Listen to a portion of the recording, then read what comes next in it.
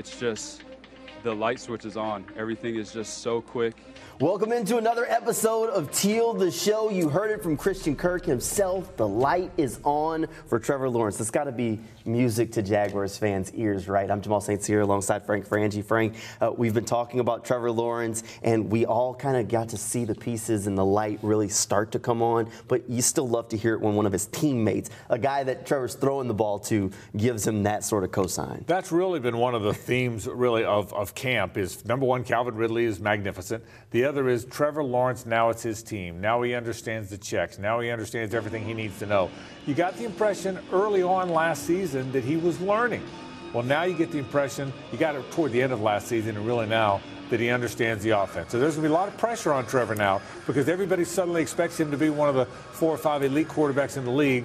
But it's nice at this point in camp to have everybody feeling like they're already off to a good start. Yeah, and you know, there's that expectation there. He's already probably, at the very least, the top 15, right around that top 10 mark in the league, I'd say, right now. But when you look at the talent, we keep talking about Calvin Ridley, but we forget about Zay Jones, who had probably the catch of the day at camp. And then you also forget about Christian Kirk. And then there's Evan Ingram, and there's Travis Etienne. There's so many tools around this offense. I like to put Frank Frangie on the spot. I'm going to do it really early. What are the odds you think Trevor Lawrence can actually be in the MVP conversation just because of all the sheer talent that he has around him on this Jaguars offense? There's no doubt in my mind he'll be in the conversation. A couple things have to happen. Number one, to get in the conversation, people have to be thinking about you before the season even starts. Whether that's fair or not, you have to be one of the guys that's kind of on people's minds. I think he's there. Number two, you have to have the weapons. You just talked about those. And you have to be good. There's not a lot of MVPs coming from the old 4-12 teams, and now it would be a 4-13 team. There's no MVPs coming from those teams. You have to be good. You have to be on people's minds really before it even started. You have to have the numbers. I think Trevor can have all that. Now, the problem is he plays in the conference with Patrick Mahomes and Josh Allen and all the rest of them. There's a lot of good players in the league. There's a lot of good players in the AFC. One other thing about that, Jamal, he's also going to go head-to-head with a lot of those guys. I mean, you don't play against them when you're on the field at the same time, but if he beats Mahomes or Burrow or Allen, he plays against all of them, that'll help that MVP voting as well. There's definitely something that we'll be keeping an eye on. We think that Trevor can get to that spot. He just has to go out there and do it on the field. Of course, he can't do it alone. There's a lot of players that are around him. One thing that's been the talk around the league is the state of the running back position. This year, Josh Jacobs, Saquon Barkley both didn't get the long-term deals that they were expecting, causing some strife and some conversation around the league about how the running back position has changed and maybe been devalued. Players in the league want to see if they can figure out a way to fix that. Travis Etienne says he doesn't know that it's been devalued, but maybe players just have to focus on being the kinds of playmakers that teams value now. I really don't have a word in that, honestly. I feel like the market is what the market is, and for me to go out there and get the best deal for myself, I have to come out here and work hard each and every day. If I don't produce or be productive, I'm not going to even be in that conversation, or they're going to be looking to pay me. So best thing I could do is just keep my head down and keep working and win games for my football team. But I feel like it also depends on the type of back you are, because you definitely see some backs getting paid, like Christian McCaffrey. For instance, he catches the ball at the backfield. So I feel like for running backs moving forward, you have to diversify your game. You have to just be more than just a downhill bruiser in order to be able to be on that level, in order to talk that leverage whenever you go into there with the conversations. Because like you said, like your 300 carries and 10 rushing yards, you're seeing what the market is for guys like that. So for us, we have to continue to grow and evolve our game, because you see the way that football's going. You see it's a passing lead now, and we just have to evolve as a whole.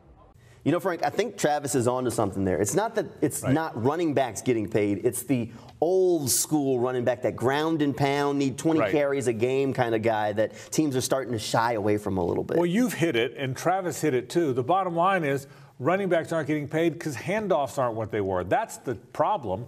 Handoffs aren't a big deal anymore. Why? Because people throw it more than ever. Now a screen pass or a ball out in the flat, a swing pass, is the equivalent of a running play back in the day. Now quarterbacks keep it some in an RPO setting. So handoffs aren't what they used to be. That's why if there's no more handoffs, or if there's not as many handoffs, then running backs aren't going to be as important. That's not going to change. And I agree with what Travis Etienne said. You have to have guys that can do a lot of different things. Deebo Samuel can do a lot of things. Christian McCaffrey can. Travis Etienne can as well.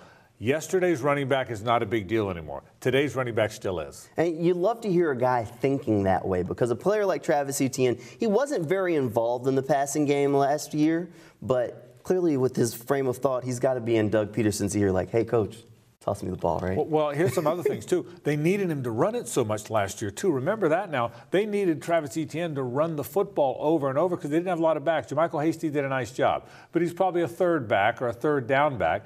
Now they went out and got Dearness Johnson in the offseason, who might be a pretty good back, and they drafted Tank Bigsby, who I absolutely love. So when you don't have to carry it between the tackles as much, and I think that'll be the case for Travis Etienne, you're going to be more active in the passing game, and I think that's what you're going to see. I really do. Well, we'll see what happens with Travis Etienne. We have to remember this is really his third year in the NFL, but really only his second year out on the field because his first season went away so quickly because of that Liz Frank injury.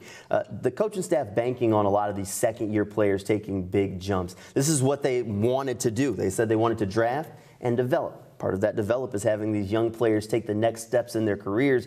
Doug Peterson and his coaching staff says that they're already seeing some of the guys kind of find that comfort zone out on the field and start to take those next steps. I mean, these guys are second-year players who take that, just like Snoop on offense, right? You take that second-year leap. And so what I see is that as we, and again, I think this goes back to the evaluation in pads, you know, when we put the pads on and just seeing how they move, how they tackle in preseason games, you know, all that becomes part of the evaluation process. I mean, people talk a lot about year one to year two, and really within a system. So even our guys that are third, fourth year players, it's year one to year two in a system. So you're seeing in the spring these guys very comfortable with what we're asking them to do. They understand the concepts. You know, Frank, last time we had the show, you pointed out one of those second-year players in Gregory Jr., who has taken that next step. It looks like he's cementing himself as one of the guys that's at least in the competition for the nickel slot, but he's not the only second-year player that's kind of making some waves early on in camp. Well, not only that, number one, there's some second-year players. You know the big part of all this, Jamal? There's some second-year guys in the league, and that's who you're talking about. But everybody's in this thing together for the second year. That's where it really stands out. Doug Peterson's second year here. Trevor's second year under Doug. All these offensive guys, Zay Jones and Christian Kirk and Trevor together for the second year. The second year part is not just what player is his second year in the league, but these players' second year together. I'm telling you, that's why there's a comfort level. That's why, you know, last year, even in training camp, they were trying to find their way a little bit. You don't sense any of that now.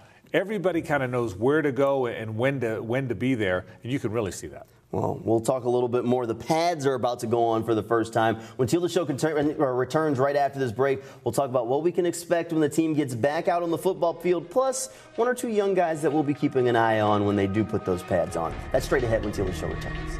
Welcome back into Teal the Show. Frank, you know, as the training camp starts, there's always these players that jump out at you and start to catch your attention. For me, one of them has been Kevin Austin Jr. The Jaguars signed him last year, undrafted free agent out of Notre Dame. The team was pretty excited to get him then. He didn't exactly make the splash in preseason, couldn't make that final roster. Spent all of last year on the practice squad. You've heard this story before because we've done it with a couple of the other second-year players. Well, Kevin Austin Jr. is back this year, and he's already been setting the field on fire during training camp. He says he's improved on his game. He's picking some of the veteran players' brains, and now he's got his eyes set straight on trying to earn a roster spot. Those guys here all the time throughout practice, in the film room, just asking them questions to kind of how I can better my game throughout their game. Now, there's a lot of competition at wide receiver, and Kevin Austin is a guy that's firmly in that conversation, but he's got some guys that are ahead of him in the pecking order right now that he's going to have to find a way to beat out. I think Kevin Austin can play in the league. I really do. I think he's an NFL player at some point. I don't know if it's here. There's just too many guys ahead of him. Ridley and Kirk and Zay Jones are going to start. You know there's an important role for Jamal Agnew because he's becoming a pretty good receiver, and he's the best return guy. I think one of the best return guys in the league. Parker Washington's going to make the team. They drafted him out of Penn State. He's sort of a slot receiver, built kind of like Christian Kirk. So I think that's 5 guys on the team. If they keep a 6th guy, there's a lot of guys trying to get there. But one thing about Kevin is this. All you can do is put your best self on tape. Everybody sees tape. It might be the practice roster here. It might be the roster here. Or it might be somewhere else. And I think that's where a guy like that really has a chance. All right. Tomorrow is the first time the team will put the pads on in training camp. I think everyone's excited. Us, the players, everyone's going to be excited because the competition kind of ramps up just a little bit when they finally put those pads on. I mean, football's played in pads, right? That's right. So as they put on the pads and the competition kind of starts to ramp up, there are some players that we have to keep a close eye on. Running backs. I love running backs when people start to hit. Tank Bigsby looks the part, doesn't he? but nobody's hit anybody yet. Dearness Johnson just got here. I love running backs when you hit. I love linebackers, even though you don't tackle to the ground, even in pads all the time, but I love linebackers. There'll be fun drills. The most fun drills are offensive line versus defensive line. Those are the drills we want to watch. But when you go 7 on 7 or 11 on 11, when they're really padded up, what you really want to watch is running backs. Jamal, I love running backs the first day. Remember the old Oklahoma drill? Nobody does that anymore. No. Remember those? But I love it when running backs and linebackers collide in pad day, and that's what tomorrow will be. You mean you haven't enjoyed the running plays that they've done when they're out there in shorts? They're touch football. Touch football. Grab somebody's flag is what they have right now. Yeah, so we'll be keeping an eye on a lot of that. We also got to keep an eye on some of these defensive guys like Trayvon Walkers, the Josh Allens, who have looked good so far in camp, but again, they're just been in shorts. If Trayvon's going to do it, he has to do it in the pads. Yeah, I think so. And I think that's what you'll see really in drills. When you see him working against Cam Robinson or Walker Little or Josh Allen working against one of those guys, that's when I think that really rears its head. I love watching the one-on-one drills in pads. You're right, the 11 on 11 will rear its head too, but you got to slow down. Remember, when you're rushing the quarterback, you've got to slow down a little bit when you're practicing against your team. So I think they'll show up, but I love running backs and linebackers when they get to pads. All right, and one thing that we haven't talked about, and we're going to wrap up the show with this one, I promise. Frank, last year, kicking was a big conversation. We were talking about kickers, and then finally Riley Patterson showed up, and he was the guy. You don't hear anybody talking about kickers this year, do you? You know when you go get a Brandon McManus, you know when you go get one is when you're ready to win. Right. That when you can have young kickers as you're a young team that's growing. But when you're there, when you're now ready to win, when you're ready to win a championship, then you go get the final piece or two that's missing, and that was Brandon McManus. Yeah, Brandon McManus has been money out on the football field. Definitely a good signing by the Jaguars. We'll keep an eye on the team as they get back out on the training camp practice field tomorrow. Again, that first day of full pads. We'll have more coming your way right here on Channel 4. But that'll do it for us here at Teal the Show. Good night and go Jags.